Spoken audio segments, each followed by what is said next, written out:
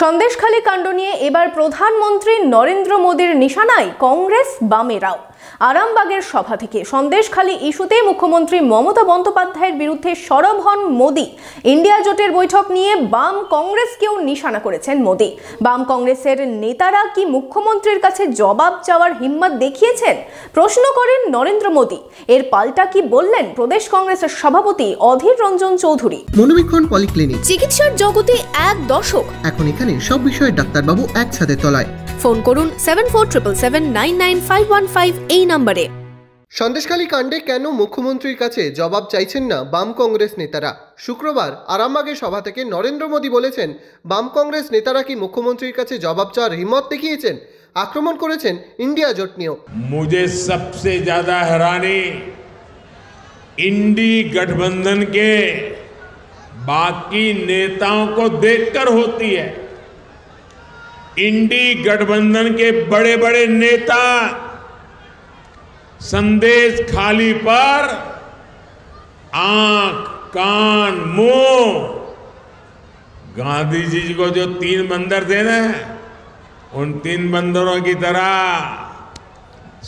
आंख कान नाक मुंह सब ये बंद करके बैठे हैं।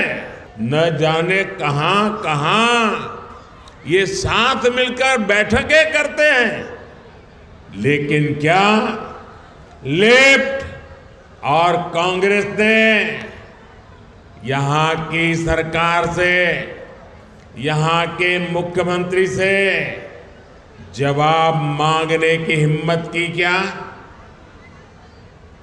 इन लोगों से संदेश खाली की इन बहनों की तरफ एक नजर देखा भी नहीं गया। अरे छोड़ो, बंगाल में तो ये सब कुछ चलता रहता है, क्या ये बंगाल का अपमान है कि नहीं है? এর পাল্টা দিয়েছেন প্রদেশ কংগ্রেস সভাপতি সাংসদ অধীর রঞ্জন চৌধুরীও। বলেছিলেন, প্রধানমন্ত্রীর টুইটার কি এতদিন বন্ধ ছিল? যে ভারতবর্ষের প্রধানমন্ত্রী নরেন্দ্র মোদী তিনিবার দেরি করলেন কেন তো কথা বলতে?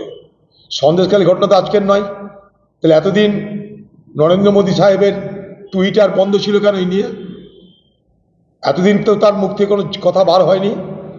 তার কাছে কি খবর ছিল না যে তার হাতের তৈরি, তার সরকারের সব থেকে বড় হাতিয়ার ইডি সিবিআই শাহজাহান ভাইয়ের হাতে কেলানি খেয়ে দিল্লি ফিরে গেছে? তখনও কি মোদিজি জানতেন না যে ইডি সিবিআই কেলানি খেয়ে ফিরছে সন্দেশখালী থেকে খালি হাতে? তখন তো তার মুখ থেকে কোনো কমেন্ট বার হয়নি, তখন তার মুখ থেকে কোনো মন্তব্য শুনতে পাইনি আমরা। আর বাংলার মানুষ জানে কংগ্রেস আন্দোলন করেছে কিনা, বাম আন্দোলন করেছে কিনা। তবে আমাদের আন্দোলন কি একটা অন্যায়ের প্রতিবাদ।